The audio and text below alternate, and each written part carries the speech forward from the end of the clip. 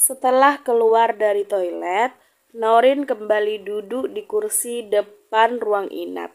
Nyonya, Sherin yang baru saja datang langsung menemuinya. Iya, ada apa? Norin mendongakkan kepalanya. Nyonya pulang saja, biar aku jaga ibu di sini. Aku izin untuk beberapa hari, Nyonya. Apa boleh? Tanya Sherin ragu-ragu. Tidak apa, kau tunggulah ibumu sampai dia sembuh dan pulang. Kalau begitu aku pulang dulu ya. Ada sesuatu yang harus aku selesaikan. Besok aku datang lagi ke sini dan salam untuk ibumu ya.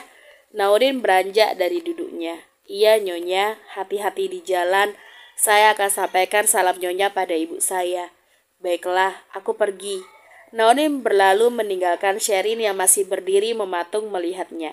Sesampainya di luar rumah sakit, Danto yang melihat Norin keluar langsung berlari ke arahnya.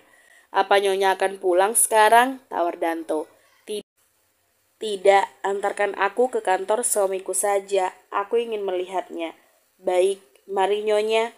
Danto membukakan pintu mobil untuk Norin, lalu melajukan mobilnya setelah keduanya masuk ke dalam. Tidak butuh waktu lama, Norin dan Danto sudah sampai di depan kantor perusahaan. Aku akan masuk, kau tunggu saja di luar. Baik Nyonya. Norin keluar dari mobil dan berjalan masuk ke dalam. Staf lobi yang melihatnya langsung berlari menyambut kedatangan Norin. Selamat pagi Nyonya. Iya, pagi. Aku ingin bertemu suamiku. Apa dia ada? Ada Nyonya. Mari saya antarkan ke ruangannya. Staf tersebut mengantarkan Norin menaiki lift dan berhenti tepat di depan ruangan Labrayan. Kau tidak perlu membukanya. Kembalilah bekerja. Perintah Norin saat staf tersebut hendak membuka pintu ruangan itu. Baik Nyonya. Staf lobi pun langsung pergi setelah mendapatkan anggukan dari Norin. Sebelum memasuki ruangan, Norin menghela nafas panjang terlebih dulu. Hai sayang. Norin langsung membuka pintu ruangan begitu saja hingga membuat Labrayan sedikit kaget. Kau? Labrayan beranjak dari duduknya. Iya, ini istrimu yang jauh-jauh datang ke sini hanya untuk meminta maaf pada suaminya yang ngambek. Wajah Norin seraya berjalan menghampirinya. Siapa yang ngambek? Memangnya aku anak kecil. Terus kalau bukan ngambek tuh apa? Mematikan teleponku begitu saja. Berkata dengan nada tinggi. Satu lagi. Kau memarahiku dengan mengatakan, aku kecewa padamu Norin. Begitu kan? Itu hanya itu saja. Bukan berarti aku ngambek kan? Terus apa? Aku kesal padamu. Ya sama aja. Norin menyingkirkan tubuh suaminya dan duduk di kursi putar tersebut. Labrayan ingin menahan senyumnya agar terlihat masih kesal dengan Norin. Tapi percuma, sekuat apapun dia menahannya, tetap saja keluar juga. Kenapa kau tersenyum? Apa kau sudah tidak marah lagi? Norin mendongakkan kepalanya. Sudahlah, aku tidak ingin membahasnya. Labrayan meninggalkannya berjalan ke arah balkon. Dasar. Batin Norin seraya menyusul suaminya. Norin memeluk tubuh Labrayan dari belakang, membenamkan wajahnya pada punggung kekar itu. Sayang, aku minta maaf ya karena akhir-akhir ini aku sok jagoan. Aku melakukan segala sesuatu tuh sendirian tanpa memberitahumu terlebih dulu. Karena aku pikir ini tuh masalah gampang. Dan kau hanya tahu saat semua sudah beres kulakukan. Dan aku hanya tidak ingin mengganggu konsentrasimu di kantor. Jadi selagi aku bisa melakukannya sendiri, kenapa tidak? Tapi justru kau malah marah padaku. Dan berakhir, aku tidak menghargaimu sebagai seorang suami. Untuk itu, aku minta maaf karena perbuatanmu harus berpikir seperti itu. Meskipun aku tidak ada tujuan sama sekali mengarah ke sana. Sayang, kau sepertinya masih membenci Sherin ya.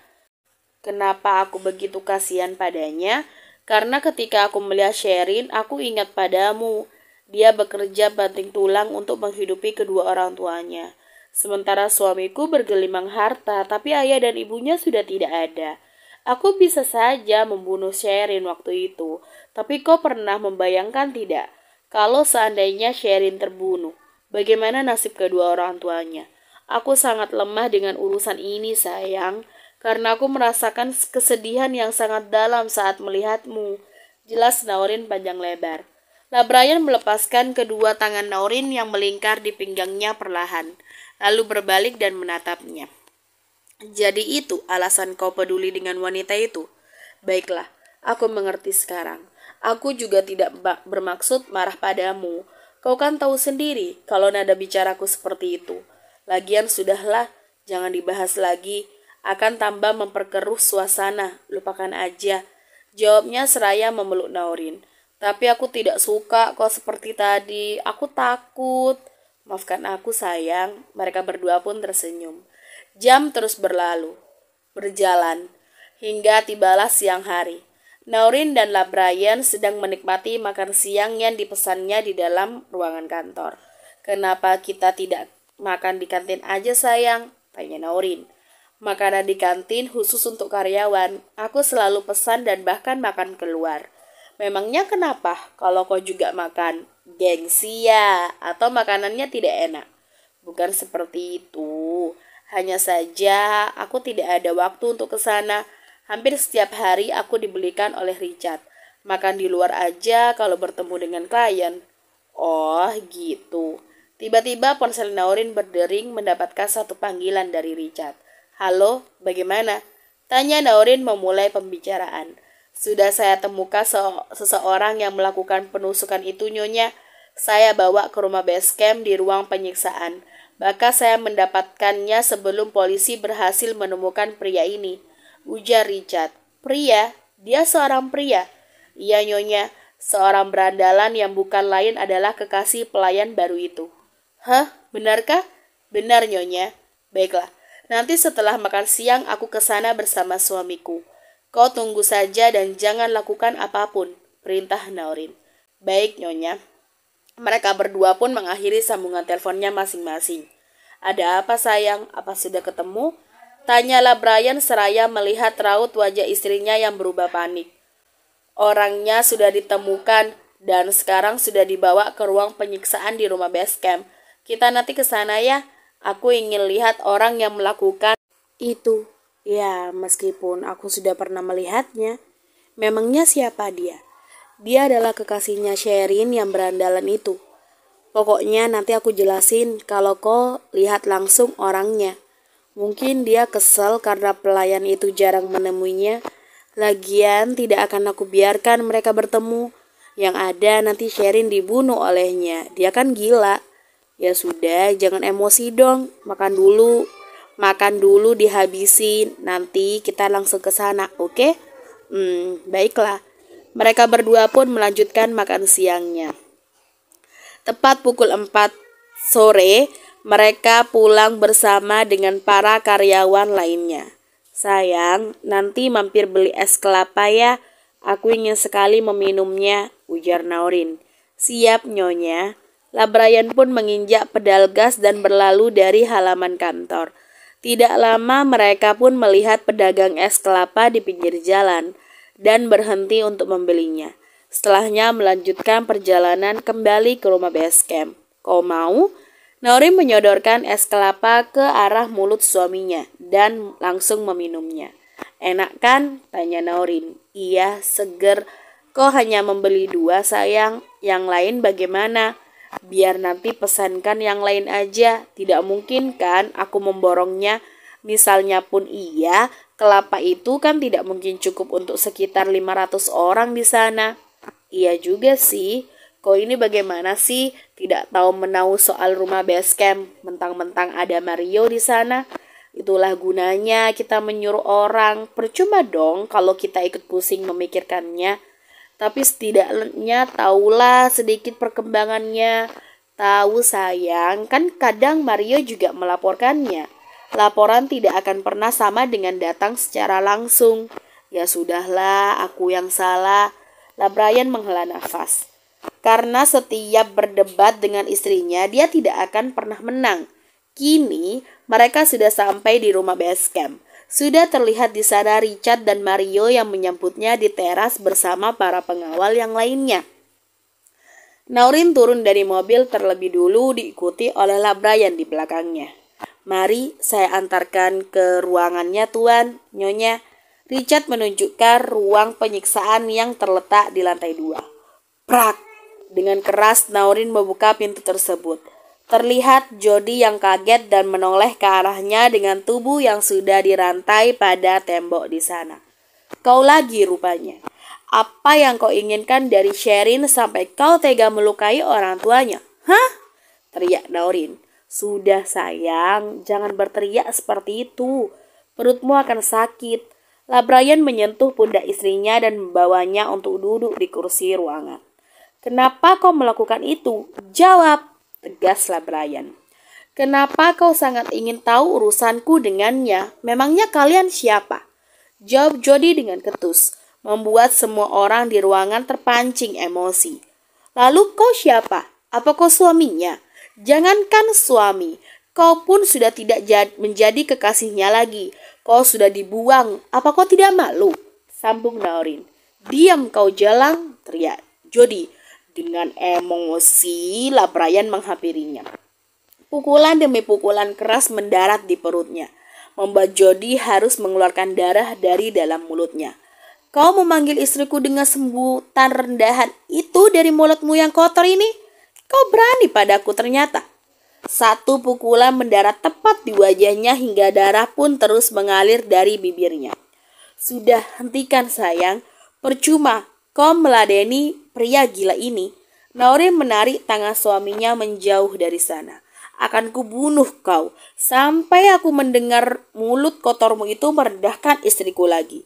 Tegaslah Brian dengan sorot mata tajam mengarah padanya. Jody hanya terdiam dan meringis menahan sakit di sekujur tubuhnya. Tinggalkan dia sendiri. Perintahlah Brian pada Richard dan Mario yang berdiri di sana. Mereka semua keluar dari ruangan duduk di sofa ruang utama. Apa rencana Nyonya dan Tuan selanjutnya pada pria berandal itu? Tanya Richard. Biarkan aja. Biar Sherin yang menentukan. Dia harus tahu dan mengambil keputusan untuk pria itu. Jawab Naurin.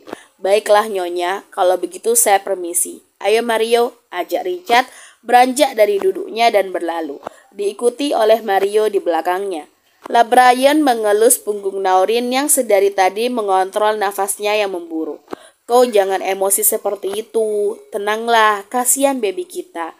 Tapi kau juga emosi kan? Benar-benar menyebalkan.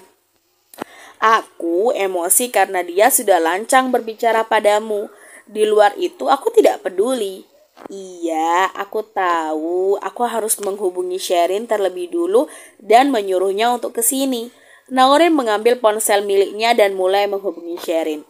Beberapa menit pun tersambung. Sherin pun langsung mengangkat teleponnya. Ada apa Nyonya menelpon saya? Tanya Sherin. Kau bisa kesini tidak? Ada hal penting yang harus kau tahu. Bisa Nyonya. Aku akan kesana sekarang. Nyonya kirimkan saja alamatnya. Baik, aku kirim lewat chat. Naurin mematikan teleponnya dan mengirimkan alamat rumah basecamp pada Sherin. Sementara Sherin langsung berpamitan pada ibu dan bapaknya untuk pergi sebentar. Kebetulan ibu Farida sudah sadar dan baik-baik saja. Sherin mempercepat langkahnya untuk keluar dari rumah sakit. Sherin yang menabrak seseorang hendak terjatuh ke atas lantai. Namun dengan cepat orang tersebut menarik tangannya. Hingga keduanya saling berpelukan. Kedua mata Sherin yang sedari tadi terpejam kini sudah terbuka dengan lebar. Menatap lekat wajah seseorang di depannya yang bukan lain adalah Antonio. Kau, lain kali jalanlah dengan pelan-pelan dan hati-hati. Kau tidak memperhatikan jalan di depan dan hanya fokus pada layar ponselmu saja. Oceh Antonio. Merasa dirinya terlalu dekat dengan Sherin, Antonio melepaskan pelukannya itu perlahan. Maafkan aku tidak sengaja. Aku terlalu fokus membaca pesan dari Nyonya Naurin. Ujar Sherin dengan gugup dan menjauh darinya. Kau mau pergi kemana? Aku baru aja akan memeriksa ibumu. Aku harus pergi ke suatu tempat yang ditunjukkan oleh Nyonya Naurin. Kalau kau ingin memeriksanya silahkan, ada bapak di dalam sana. Sherin hendak berlalu meninggalkannya, namun dengan cepat Antonio meraih tangan Sherin. Kau pergi dengan siapa? Antonio menatapnya dengan lekat. Aku. Sherin menunjukkan dirinya sendiri. Iya, kau akan pergi ke tempat itu dengan siapa? Apa ada yang menjemputmu? Tidak ada. Aku akan mencari taksi di depan sana. Kalau begitu, biar aku yang akan mengantarmu. Antonio menggandeng tangan Sherin berjalan keluar. Tapi Sherin benar-benar dibuat bingung dengan keadaan ini.